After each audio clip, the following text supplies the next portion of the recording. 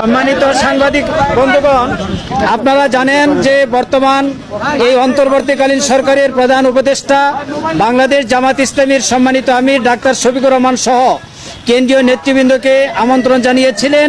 আমিরে জামাতের নেতৃত্বে 11 সদস্য বিশিষ্ট ডেলিগেশন ইতিমধ্যে ওনার সাথে সাক্ষাৎ করে এসেছেন। এখন আমিরে জামাত ডাক্তার শফিকুর রহমান আপনাদের সামনে সংক্ষিপ্ত বর্ণনা পেশ করছেন। আপনাদের প্রশ্ন শুনবো। আসসালামু আলাইকুম, কেমন আছেন আপনারা সবাই? আলহামদুলিল্লাহ। আপনারা জানেন জাতীয় জীবনে একটা টার্নিং পয়েন্ট এখন চলছে। আমরা প্রধান উপদেষ্টার দাওয়াতে এখানে এসেছিলাম। আমার সঙ্গে আছেন জামাত ইসলামের 2 জন নায়েবে আমির, ডাক্তার সৈয়দ আব্দুল্লাহ মোহাম্মদ তাহের এবং মৌলানা শামসুল ইসলাম। আমাদের প্রচার বিভাগের সেক্রেটারি আছেন, অ্যাসিস্ট্যান্ট সেক্রেটারিবৃন্দ আছেন এবং আরও সেক্রেটারি জেনারেল অধ্যাপক মিয়া গুলাম পরোয়ার আছেন। এইভাবে আমরা 11 জন আছি। তো আমরা এসেছিলাম এখানে, ওনারা ইনভাইট করেছিলেন বর্তমান পরিস্থিতিতে দেশকে সামনের দিকে এগিয়ে নেওয়ার জন্য আমাদের করণীয় কি, সেই বিষয়ে আলহামদুলিল্লাহ আমাদের মধ্যে আলাপ আলোচনা হয়েছে। দেশ আমাদের সবার, দেশ বেঁচে থাকলে ভালো থাকলে আমরা সবাই বেঁচে থাকবো এবং ভালো থাকবো। এই ক্ষেত্রে সমাজের সকল সেকশনের মানুষ আমরা যদি সমবেতভাবে কাজ করি, ইতিবাচক মনোভাব নিয়ে পরস্পরকে সহযোগিতা করি, এখন যারা দায়িত্বে এসেছেন তাদেরকে সহযোগিতা করি, তাহলে দেশ একটা শৃঙ্খলা এবং সৌন্দর্যের ভিতরে আসবে আমরা আশা করি। তা আমরা এখানে বিগত আন্দোলনে যারা নিহত হয়েছে তাদের শাহাদত কামনা করেছি, তাদের জন্য দোয়া করেছি। যারা আহত হয়েছে তাদের প্রতি সহানুভূতি এবং তাদের সুস্থতা কামনা করেছি। আর দেশের বিভিন্ন বিষয় নিয়ে ভালো মন্দ এগুলো আমরা আলোচনা করেছি যে আমরা কিভাবে সবাই মিলে আগাতে পারি। এটাই ছিল মূল কথা। নির্বাচন নিয়ে কোনো কথা হয়েছে? নির্বাচন নিয়ে কোনো কথা হয়নি। আর দেশে যে বর্তমানে যে অস্থিতিশীল একটা পরিবেশ তৈরি হয়েছে, বিভিন্ন জায়গায় সংখ্যালঘুদের উপর হামলা সহ বিভিন্ন ধরনের অস্থিতিশীল, 2টা প্রশ্ন, একটা সংখ্যালঘু আর একটা নির্বাচনের সময় কতটুকু দিতে চাই। নির্বাচনে ওনারা কেবল বসলেন, মাত্র 4টা দিন হলো।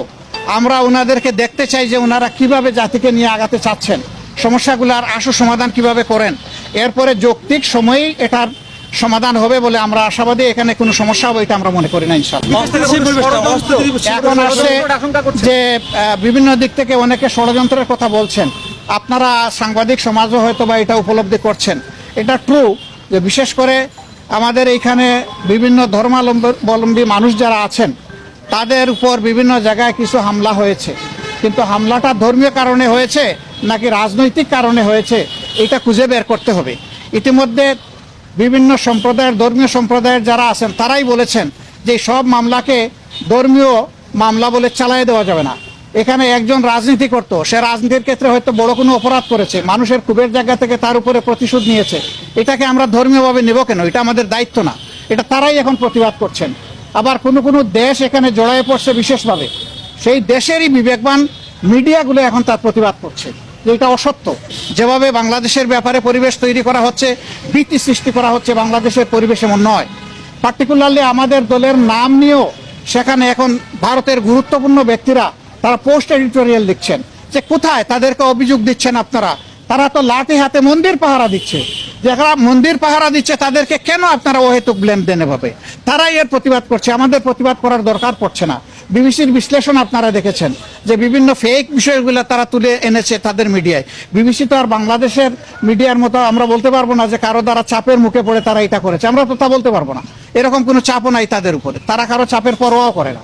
তা আমাদের অনেক সময় চাপে বিভিন্ন অবস্থা সৃষ্টি হয়ে যায়, তারা তো ওরকম না।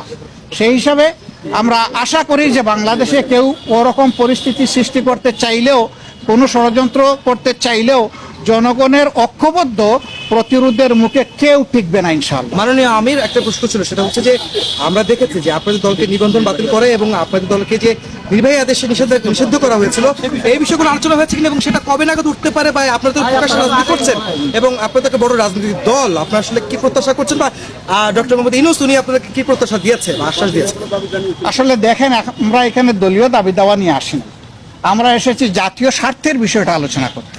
সেই জন্য দলীয় বিষয়গুলো তো আছে, এগুলো থাকবে। আর বড় কথা হচ্ছে যে কেউ আমাদেরকে নিষিদ্ধ করে দিলই বলে আমরা নিষিদ্ধ হয়ে গেলাম, এটা আমরা মনে করি না। কারণ শেষের দিকে সরকার এমন অনেক ভুল কাজ করেছে যেটার মাসুল হয়তো এই দেশবাসীকে দিতে হবে, সরকারকে তো দিতেই হবে, এটার বুঝাই দেশবাসীকেও টানতে হবে। সেই রকমই একটা বিষয়। আন্দোলন যখন তুঙ্গে, তখন আন্দোলনকে ডাইভার্ট করার জন্য জামাতে ইসলামীকে হঠাৎ করে নিষিদ্ধ ঘোষণা করে দেওয়া হলো। এটা সারা জাতি এই মতলব বুঝে, জাতি এটা গ্রহণ করে নাই বলেই আলহামদুলিল্লাহ রাষ্ট্রের সকল গুরুত্বপূর্ণ স্তরে এখন জামাতে ইসলামী সহযোগিতা করে যাচ্ছে এবং রাষ্ট্র আমাদেরকে অনুভব করছে। আমরা এইটাকেই যথেষ্ট বৈধতা মনে করি, এর চাইতে বড় বৈধতার আমাদের প্রয়োজন নেই। রাষ্ট্রীয় পরিচালনার ক্ষেত্রে আপনারা কোনো পরামর্শ দিয়েছেন কিনা, কোন জিনিসগুলোকে বেশি প্রাধান্য?